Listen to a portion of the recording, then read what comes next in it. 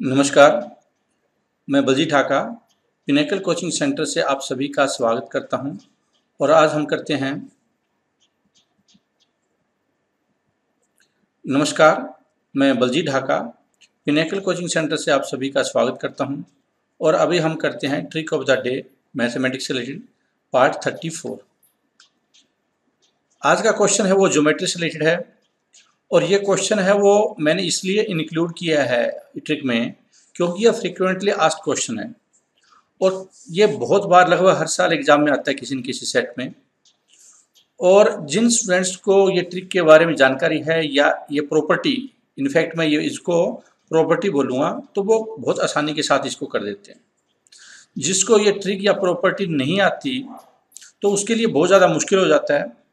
दूसरी बात कि ये ट्रिक के ये मैंने फिगर दिया हुआ है यहाँ पे ए बी ए सी और ये, इसकी जगह पर कई बार वैल्यू भी आ जाती है, तो हम उस टाइम में कैसे करेंगे। हम पहले क्वेश्चन पढ़ लेते हैं और फिर देखते हैं और उसका पूरा मेथड समझने की कोशिश करेंगे प्रॉपर्टी है क्या।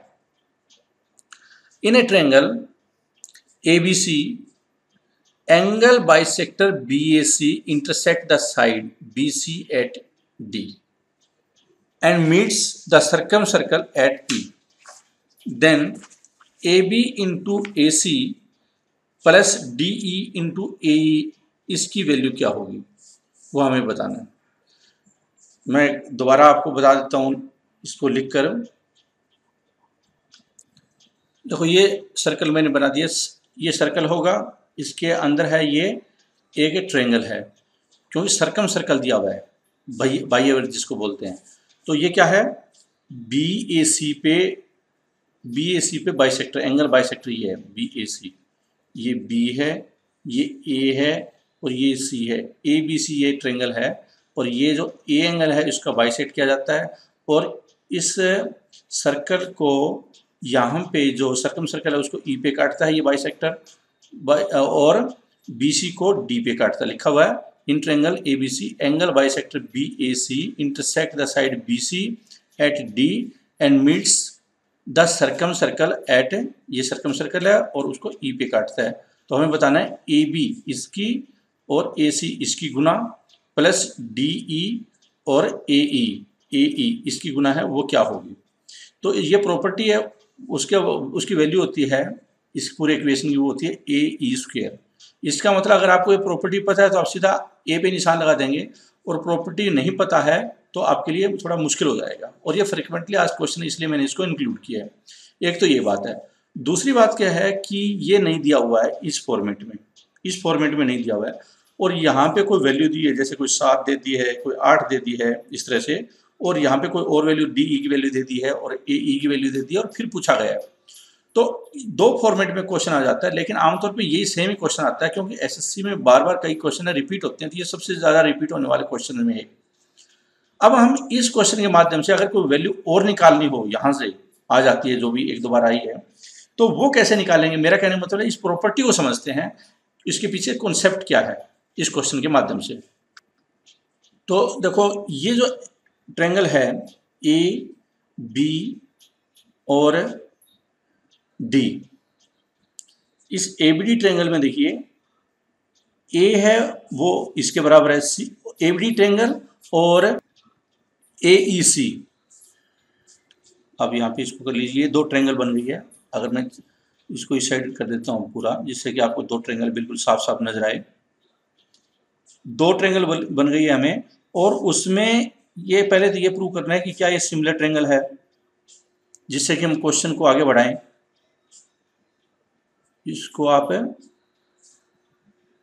ये दो ट्रायंगल है,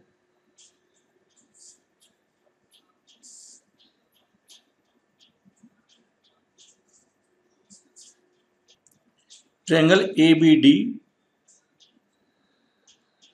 और ट्रायंगल AEC, ये दो सिमिलर ट्रायंगल। कैसे, देखो ये जो एंगल है वो इसके बराबर है, क्योंकि एंगल बाइसेक्टर था।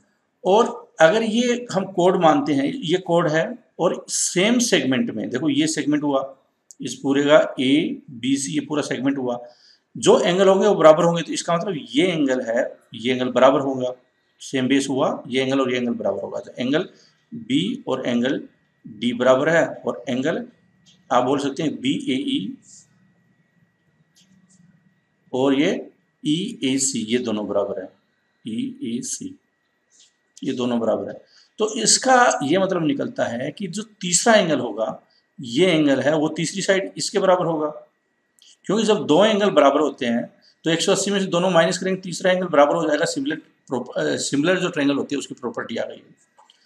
ये दोनों ट्रायंगल है, फिर सिमिलर ट्रायंगल हुई, एक तो हमने ये प्रूव कर दिया। अब है कि उसकी प्रॉपर्टी क्या होगी, देखो दो में ए और बी और डी यहाँ पे बना देता हूँ ये दोनों ट्रायंगल, जिससे कि आपको इसकी प्रॉपर्टी समझने में आसानी रहे। ए और ई और सी, ए बी डी और ए ई सी, तो ये बी और ये ई, बी और ई बराबर है। कहने का मतलब है ये इसके अनुरूप, ये इसके अनुरूप और ये इसके अनुरूप है, जो कि हमें एंगल बता रहा है।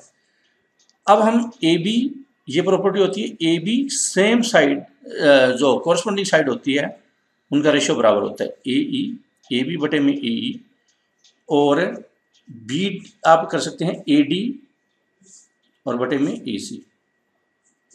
अब हमें क्या है, यहाँ से क्या निकाल सकते हैं, ए बी इसको क्रॉस मल्टीप्लाई करते हैं इंटू ए सी और ए ई इंटू ए डी, ये सिमिलर प्रॉपर्टी से निकल गया है।